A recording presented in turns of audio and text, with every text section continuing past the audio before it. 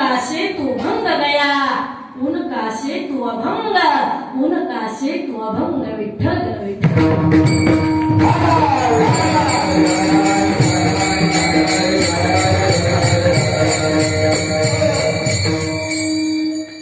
त्यांचा सेतू भंगू शकतो. आरतीत सुद्धा हेच सांगितलं.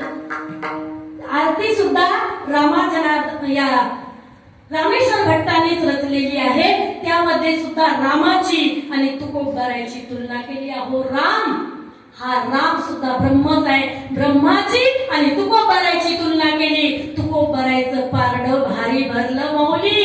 का बरं हो? तर तुकोबारायांनी ज्ञानेश्वरीचे 1001 पारायण केले भंडाऱ्या डोंगरावरती.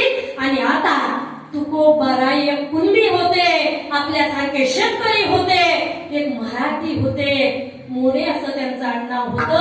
आता तुकोबारायला त्या ठिकाणी असं ज्ञान प्राप्त झालं, असं ज्ञान प्राप्त झालं, कोणाला काही जरी दिलं त्याचा राखचा पाप व्हायचा. सिद्ध्या प्राप्त झाल्या, सिद्ध्या. पण नागबाबाचे शब्द आहेत, सिद्धी डावी पिसे कोण तया पुसे, नेले राजहंसे. खरोखर राजहंस पाखरू काही पाणी पितं का हो?